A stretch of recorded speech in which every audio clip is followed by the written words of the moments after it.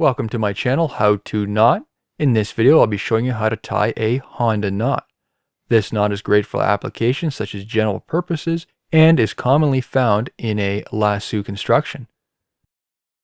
Start by creating an overhand knot, leaving a longer working end, but don't tighten it just yet.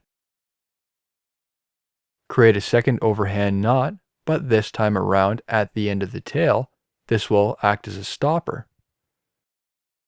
Now feed that stopper knot under and back through the overhand knot.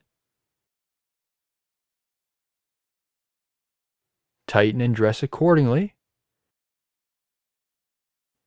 A non-jamming fixed loop that maintains its shape, which is ideal for a lasso as it allows the loop to slide along freely on the rope.